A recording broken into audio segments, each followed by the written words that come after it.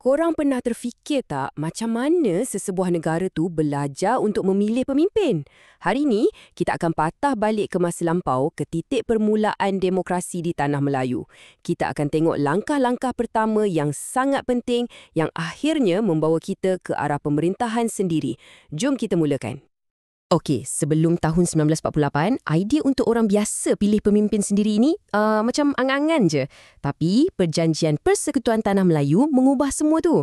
Pilihan raya diperkenalkan. Dan ini bukan setakat pergi pangkal undi tau. Tapi ia satu sistem yang betul-betul revolusioner yang bagi kuasa kepada rakyat untuk bentuk kerajaan mereka sendiri buat kali pertama.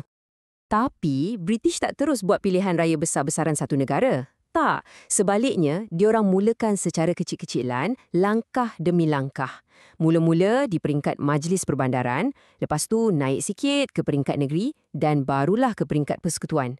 Ini satu strategi yang bijak sebenarnya, macam belajar berjalan dulu sebelum berlari supaya rakyat biasa dengan kuasa baru yang ada di tangan mereka ni. Dan di sinilah segalanya bermula. Tahun 1951 di Georgetown, Pulau Pinang. Eksperimen demokrasi Tanah Melayu dilancarkan. Ini bukan lagi cakap-cakap atas kertas. Ini adalah ujian sebenar di mana rakyat akan guna kuasa undi mereka buat pertama kalinya dalam sejarah.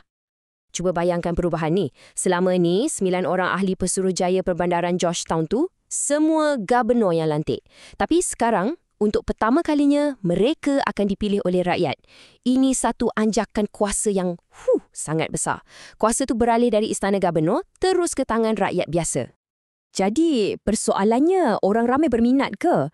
Lepas pendaftaran dibuka selama 6 minggu, jawapannya sangat jelas. Seramai 14,514 orang telah mendaftar untuk mengundi. Angka ni mungkin nampak kecil kalau nak banding dengan sekarang kan?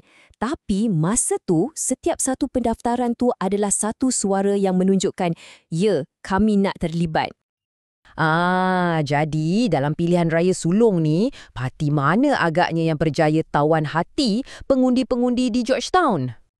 Dan keputusannya memang menarik. Tak ada satu parti pun yang sapu bersih semua kerusi. Parti Radikal mendahului, menang 5 kerusi.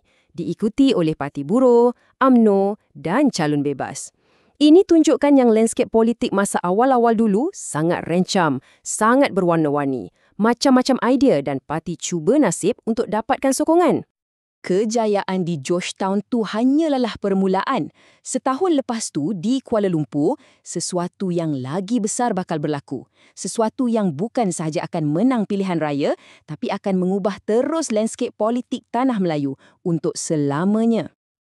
Okey, di Kuala Lumpur tahun 1952, satu idea yang agak radikal dicuba. UMNO di bawah Dato' Ab Razak Yahya dan MCA di bawah Ong Yok Lin buat benda yang tak pernah orang fikirkan sebelum ni. Diorang bekerja sama. Gabungan UMNO MCA inilah yang kemudiannya kita kenali sebagai Parti Perikatan. Satu formula politik baru yang sangat berani kerjasama antara kaum untuk capai matlamat bersama. Jadi, adakah percaturan politik ni menjadi? Oh, sudah tentu. Perikatan menang besar. 9 daripada 12 kerusi yang dipertandingkan. Ini bukan setakat kemenangan biasa tau. Ini adalah satu pengesahan yang rakyat dah bersedia untuk terima model politik kerjasama kaum macam ni. Kemenangan di Kuala Lumpur ni mencetuskan satu fenomena. Formula perikatan ini terus jadi macam blueprint kemenangan. Ia cepat je diguna pakai di Johor Bahru, Ipoh, Melaka dan mana-mana saja ia bertanding, ia terus menang besar. Baik, bila dah terbukti sukses di peringkat bandar-bandar, apa langkah seterusnya? Mestilah bawa model perikatan ni ke pentas yang lebih besar kan? Dan itulah yang berlaku dalam pilihan raya negeri pada tahun 1954. Dan skala kemenangan mereka di peringkat negeri ini memang luar biasa.